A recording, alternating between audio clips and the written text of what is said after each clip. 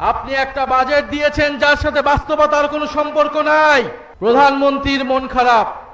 প্রধানমন্ত্রী আজকে মন খারাপ করে বলেছেন কক্সবাজারে যে বিরোধী দল কেন বাজেটের সমালোচনা করে। প্রধানমন্ত্রীর মন খারাপ দেখে আমাদেরও মন খারাপ। আমরা চেয়েছিলাম আপনার বাজেটের প্রশংসা করতে, কিন্তু আপনি দুর্নীতির রাস্তা বন্ধ করেন নাই, লুটপাটের রাস্তা বন্ধ করেন নাই, ব্যাংক দখল বন্ধ করেন নাই। ফলে আমরা জানি না এই বাজেটের কত টাকা জনগণের উন্নয়নে ব্যয় হবে, কত টাকা আপনার দলের নেতা কর্মীর পকেটে যাবে। আপনি একটা বাজেট দিয়েছেন যার সাথে বাস্তবতার কোনো সম্পর্ক নাই। জনগণকে স্বপ্ন দেখাচ্ছেন, যেই স্বপ্ন পূরণ করতে আপনি চূড়ান্তভাবে ব্যর্থ হবেন। একটা বাজেট দিয়েছেন যেই বাজেটকে বাস্তবায়ন করতে হলে আপনাকে কয়েক লক্ষ কোটি টাকা ঋণ নিতে হবে বিভিন্ন দেশ থেকে। ফলে এই বাজেটের সমালোচনা, যৌক্তিক সমালোচনা বিরোধী দল হিসেবে আমাদেরকে করতেই হবে। আমরা খুব স্পষ্টভাবেই বলেছিলাম যে দেশে সুশাসন, স্বচ্ছতা, সংস্কার বাস্তবায়ন না হলে দুর্নীতি বন্ধ হবে না, চাঁদাবাজি, লুটপাট বন্ধ হবে না। আজকে হারে হারে বাংলাদেশের জনগণ সেটা দেখতে পাচ্ছে। ব্যাংক দখল শুরু হয়ে গিয়েছে। ইসলামী ব্যাংকে নতুন করে আবার এস আলমের হাতে তুলে দেওয়ার বন্দোবস্ত করছে। আপনি যতই অস্বীকার করুন না কেন, আমরা জানি এস আলমের গাড়িতে চড়ে কে বাংলাদেশের সংবর্ধনা নিয়েছিল। এস আলমকে কারা প্রোটেকশন দিচ্ছে বাংলাদেশের জনগণ জানে। ইসলামী ব্যাংকে কাদের হাতে তুলে দেওয়া হচ্ছে এটাও বাংলাদেশের জনগণ জানে। বাংলাদেশের জনগণ জানছে, কিন্তু বাংলাদেশের জনগণ এটা মেনে নেবে না।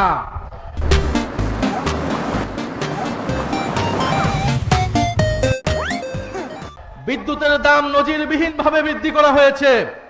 গ্রামে গঞ্জে কোথাও বিদ্যুৎ পাওয়া যাচ্ছে না, দিনে 8 বার 10 বার করে লোডশেডিং হচ্ছে।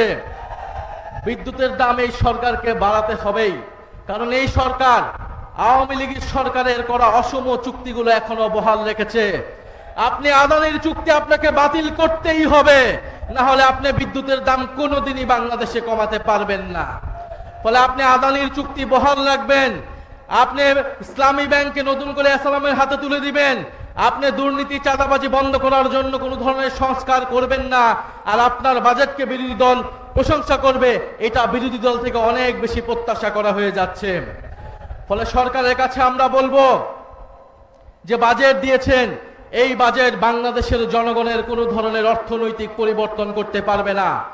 বাংলাদেশের উন্নয়ন করতে হলে আগে আপনাকে গণভোটের গণরায় অনুযায়ী সংস্কার করতে হবে। পুলিশ সংস্কার করতে হবে, দুদক সংস্কার করতে হবে, বিচার বিভাগ সংস্কার করতে হবে।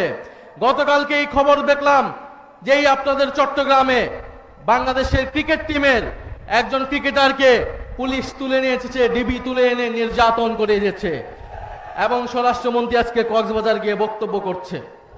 ফলে এই যে পুলিশ সংস্কার হয়নি, জনগণের উপরে আবারও জুলুম নির্যাতন নেমে এসেছে। সরকার আবারও পুরনো স্বৈরতন্ত্রের পথে হাঁটছে। সরকার যদি স্বৈরতন্ত্রের পথে হাঁটে, জনগণকেও অভ্যুত্থানের পথে হাঁটতে হবে। ফলে সংসদকে জনগণ থেকে বিচ্ছিন্ন করে ফেলা হচ্ছে। জনসংশ্লিষ্ট ইস্যুতে বিরোধী দলকে সেখানে কথা বলতে দেওয়া হচ্ছে না। আমরা দেখেছি গত 2-1 দিন আগেই বাংলাদেশে নতুন ভারতীয় হাই কমিশনার এসেছে, এবং আমরা গতকালকে এই মৌলভীবাজারে সীমান্তে আবার একজন বাংলাদেশি হত্যার খবর পেয়েছি। বলে উনি এসে যেই সুসম্পর্ক এবং বন্ধুত্বের কথা বলেছে, আমরা স্পষ্টভাবে জানিয়ে দিতে চাই, সীমান্তে কাঁটাতার এবং বন্দুক দিয়ে, নদীতে বাদ দিয়ে কোনো বন্ধুত্ব হয় না। এবং বাংলাদেশ এবং ভারতের আকাশ এক নয়, বাংলার মাটি আর ভারতের মাটিও এক নয়। সেই ফয়সালা 1947 সালেই হয়ে গিয়েছিল। 1947 সালেই ফয়সালা হয়ে গিয়েছিল বাংলা স্বাধীন সার্বভৌম হবে। 1971 সালেই ফয়সালা হয়ে গিয়েছিল।